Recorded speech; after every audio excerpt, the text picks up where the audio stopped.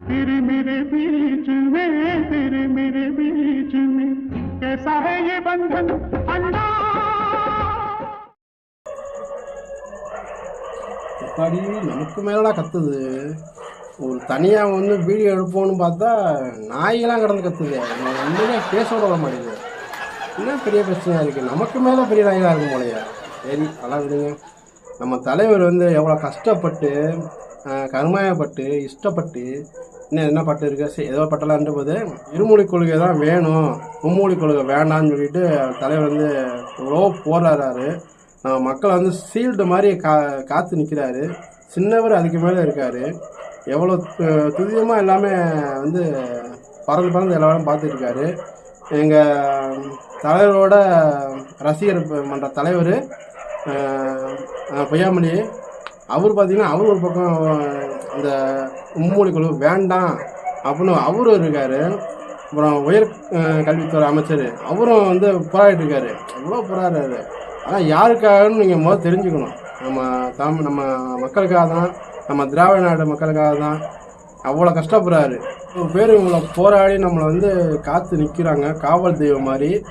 ஆனால் இங்கே இருக்கிறவங்க ஒரு சில பேர் பார்த்தீங்கன்னா மும்மொழி கொள்கை வேணும், இந்தி வேணும் அப்படின்றாங்க. இந்தியை கற்றுக்கிட்டு நீங்கள் என்ன செய்ய போகிறீங்க? வடக்க போய் நீங்கள் போய் பானிபூரி வைக்க போகிறீங்களா? பானிபூரி வாங்கி சாப்பிட்றா ஹிந்தியில் பேச போகிறீங்களா? எதுக்காக நீங்கள் ஹிந்தி வேணுன்றீங்க? ஹிந்தி எதுக்கு? मेरे मेरे जान बेटे मेरे मेरे जान बेटे வர ஹந்தம் அஞ்சா வர நம்ம தமிழ்நாட்டில் இருக்கோமா பூரா வயது ஹிந்தி பாட்டு பாடுறாங்க. ஹிந்தியில் எப்போ போட்டால் ஹிந்தியில் பாட்டு பாடுது. செல்ஃபோனில் ரிங்டோனு ஹிந்தியாக வச்சுருக்காங்க. ஆனால் நீங்கள் தான் மாட்டிங்களானே அவன் ஹிந்தி கற்றுக்கிட்டீங்க போல. வாங்க நான் முதல்ல எதிர்பார்த்தேன் இந்த காட்டுக்குள்ள வந்து இப்படி தனியாக பேசிக்கிட்டு இருக்கமே நாய் வேலை குலைக்கி ரொம்ப. சரி தனியாக முறிய மாதிரி வந்திருக்கீங்க, பட்டையெல்லாம் போட்டு முறியன் தமிழ் கடவுள் ஏன்னா அது மாதிரி வந்திருக்கீங்க. என்ன விஷயம் அதை மட்டும் இல்லைண்ணே, நம்ம தமிழ் அழிக்கிறதுக்காண்டி நீங்கள் இந்திய உள்ளே போக பார்க்குறாங்கண்ணே. இந்தியா வந்து நமக்கு வேண்டாம், நம்ம வந்து தமிழ் இருக்குது அது போதும். தமிழ் இங்கிலீஷ் இருக்குது போதும். இங்கிலீஷு அத்தமொழி இது தாய்மொழி போதுமண்ணே. எதுக்கு அது ஹிந்திலாம் நமக்கு எதுக்கு தேவையா? ஹிந்தி தேவை, மற்ற மொழியும் தேவை. ஹிந்தி மட்டும் சொல்லல, இந்தியாவில் உள்ள அனைத்து லாங்குவேஜுகளும் தேவை. சரி அது எதுவுமே தேவையில்ல இல்லை. ஹிந்தி பாட்டு பாடி உங்களுக்கு தொண்டை கடிப்பிச்சு. ஹிந்தி பாட்டு பாடினால இல்லை, ஹிந்தி பாட்டு பாடினால இப்போ கொஞ்சம் பேசுகிறேன். நேரத்தெல்லாம் பேசாமே இருந்தேன். என்னென்ன பொருளை கிளப்புறாங்க பாருங்களேன். ஹிந்தி வந்து என்ன மொழி, எந்த நாட்டு மொழி? இந்தியா வந்து வடக்குள்ள மொழின்னு.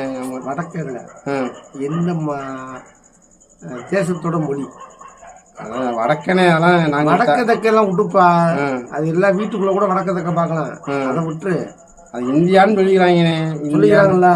நம்ம இந்தியாங்க நம்ம கிடையாதுண்ணே. தமிழ் வந்து தமிழ் நம்ம இங்கே தமிழ்நாடு தான். தமிழ்நாடு தானே. தமிழ்நாடோட தானே. தமிழ்நாடு எதுக்குள்ள இருக்கு? தமிழ்நாடுக்குள்ள தான் இருக்குண்ணே. தமிழ்நாடு எதுக்குள்ள இருக்கு? தமிழ்நாட்டுக்குள்ள தானே இருக்குண்ணே. நாங்கள் பேச மாட்டோம். தெளிவு இந்தியான்னு சொல்லக்கூடாதுன்னு சொல்லியிருக்காங்கண்ணே. அது சொல்லக்கூடாது. நான் சொல்லக்கூடாதுன்னு ஒரு பக்கம் நீ சொல்லு. இதுக்குள்ள இருக்கு. இந்தியாக்குள்ள தானே இருக்கு. இருக்கா? பாட பசங்க அப்படி தானே போட்டு இருக்கா? ஆமாண்ணே. மற்ற மொழியெல்லாம் எல்லாம் இந்தியா தானே இருக்கு. இந்தியாவுக்குள்ள தானே இருக்கு. உருது இதெல்லாம் தவிர. ஆனால் உருது வந்து இந்தியா மொழி கிடையாதுண்ணே. கிடையாதுல்ல. அதை நீங்க பயன்படுத்துறாங்களா இல்லையா? பயன்படுத்தாங்க. இங்கிலீஷ் பாடத்திட்டத்தில் இருக்கு. ஆமாங்க. அதை பயன்படுத்துறாங்களா இல்லையா? பயன்படுத்தாங்க. பேசுறாங்களா இல்லையா? பேசுறாங்களா? ஆமா. சொல்லு. அதுக்கு தமிழ் தேவையாது. அது வேற நாட்டோட சொந்தமான மொழி. அதுக்கே இங்க இடம் இருக்கும்போது இந்தியா மொழியில பேசுறதுக்கு உங்களுக்கு என்ன பிரச்சனை? அது என்னன்னா ஏன் கத்துக்க கூடாதுன்னு நினைக்கிறீங்க? கத்துக்க கூடாதுன்னு இல்லை, அதுக்கு தான் நாங்கள் பிரைவேட்டா வச்சிருக்கோம்ல. நீங்க என்ன ஓசியா கொடுத்துருந்தா சிவாஜி படத்துல பாத்தீங்களா அவர் சொல்லுவார்ல, நம்ம வில்லன் நடிகர் சொல்லுவார்ல, ஏன் எதிரே வந்து நீங்க கடை போட்டு அவுள் புரி மாதிரி 10 நிமிஷம் மாதிரி சீட்டு கொடுத்தா என்ன ஆகும்? அந்த கான்செப்ட் தான் நடந்துகிட்டு இருக்கு. சரியா? நீங்க இதெல்லாம் வந்து ஒத்துக்கிட்டு புரிஞ்சுக்கிட்டு நீங்க விலகணும். சரியா? நீங்கலாம் வந்து ஹிந்தி வர வேண்டாம்னு நீங்களும் சொல்லணும். அப்ப ஹிந்தி எதிர்ப்பு, ஹிந்தி திணிப்பு சொல்லக்கூடாது. அம்மா ஹிந்தி வியாபாரம் பாதிக்குதுங்கன்னு சொல்லுங்க தயவு செய்து. சொன்ன பச்சையாலாம் சொல்ல முடியாது. அப்படிதான் சொல்லணும். ஒரு வியாபாரிக்கு இடைஞ்செல்லாம் அந்த வியாபாரம் எங்களை மட்டும் வரேன் இதுண்ணே. நானும் சொல்லிட்டு கூடண்ணே, எங்களை மட்டும் வந்து இவ்வளோ கேள்வி கேட்குறீங்களா? நேற்று வந்த விஜய் பார்த்தீங்கன்னா தெரியுமா தெரியாதா? தெரியும். அவரும் ஹிந்தி சொல்லி கொடுத்துட்டு இருக்காரு, ஹிந்தியை எதுக்குறாரு. இன்னொரு தெரியுமாண்ணே, எங்கள் அண்ணன் திருமணம் இருக்கார்ல, அவரும் வச்சுருக்காரு. அவரும் வச்சிருக்காரு, ஹிந்தி சொல்லி கொடுக்குறாரு, காசு வாங்கிட்டு. ஆனா மக்களுக்கு வந்து இலவசமா ஹிந்தி கிடைக்கக்கூடாது போறாங்க. ஹிந்தி வேணாங்கண்ணே, ஹிந்தி படிங்க, காசு கொடுத்துட்டு படிங்கன்னு சொல்லுவோம். சரியா? சும்மா ஓசிலாம் பண்ண முடியுமாண்ணே? எல்லாமே கொடுத்துருவோம். இப்போ வந்து இலவசமா கொடுக்குறாங்கல்ல பள்ளிக்கூடத்துக்கு, எல்லாமே இலவசம் படிச்சுட்டாங்கண்ணே. பூரா பார்த்துங்கன்னா ஒன்றிய அரசு பேசுறது அப்படியே தெரிஞ்சிரும்ண்ணே, எல்லாம் புரிஞ்சுக்குவாங்கண்ணே. அப்புறம் எங்கே கேள்வி என்ன வருது? ஒன்றும் பண்ண முடியாது. ஆனால் இப்போ வர இந்த ஊர்ல மாமி ஒன்று இருக்கீங்களா, இந்த நிர்மலா சீதாராமன்ல மதுரக்கரமா, அந்த அம்மா போயிட்டு அங்கே பார்லமெண்ட் தமிழில் பேசுது. இப்போ எங்களால் முட்டு கொடுத்த முடியலண்ணே.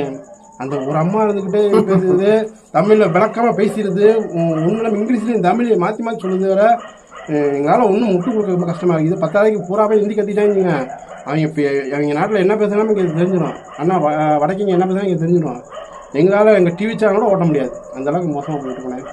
அதனால தான் சொல்கிறோம், காசு வாங்கிட்டு ஹிந்தி ஒன்று தேவையா காசு கொடுத்து படிக்கணும். அதாவது மற்ற மொழி படிக்கிறதுனால பிரச்சனை உங்களுக்கு மட்டும்தான், நாட்டுக்கு இல்லையா? பச்சையாக சொல்ல முடியாது. ஆமாம், அதானே உண்மைதானே. அப்போ இந்த கச்சை விட்டு விளையிறது, கச்சை களைச்சிட்டு போயிருங்க. ஆட்சி வேணாம், ஒன்றும் வேணாம், இதுலேயே இருந்து பழகிட்டோம். ஒன்றும் வேலை செய்யாம அதே மாதிரி இருங்க. ஒரு வியாபாரம் போச்சா, படுத்துருச்சா, அடுத்த வியாபாரம் தொடருங்க, அமோகமாக பண்ணுங்க, அந்த ரூட்ல போங்க. 75 வருஷமா இதை சொல்லி ஏமாத்தி பொழைக்கிறது. 75 வருஷம் வேலையை தான் வச்சிருக்காங்க. சொல்றேன் 75 வருஷமா இப்படியே சொல்லி எங்க தாத்தாவை ஏமாத்தி, நம்மளோட அப்பாவை ஏமாத்தி, நம்மளை ஏமாத்திட்டு இருக்காங்க. அடுத்து நம்ம பிள்ளைகளை ஏமாத்திட்டு இருக்காங்க. 75 நம்மளோட வருஷமா முடியும், நம்ம பிள்ளைங்க தூரத்துக்கு போயிடக்கூடாது. இதுல போய் இழுத்து கட்டி வைக்கணும், இல்லைன்னா களைச்சி விட்டு போயிருந்தீங்களா? 70 வருஷமா பண்ணிட்டு இருக்கோம், தெரியாது உங்களுக்கு? போதும், இனிமேல் அவ்வளவுதான். இன்னமே நாங்க என்ன வேலைக்கு போக முடியும்? எங்களால முடிஞ்சது இது மாதிரிதான். ஜெயிலுக்கு போக முடியும். நீங்க பண்ண சேட்டைக்கெல்லாம் ஜெயிலுக்கு போக முடியும். அங்கேயும் இப்ப சாப்பாடு நல்லா சாப்பாடு போறாங்கண்ணே, நல்லா சாப்பிட்டு நல்லா பெருத்த பண்ணி மாதிரி இருங்க. அப்பாடி வயிறு நினைஞ்சா போதும். எங்க இருந்தா என்ன? பெறப்பட்ட பேடிஎம் தொகை 200 ரூபாய்.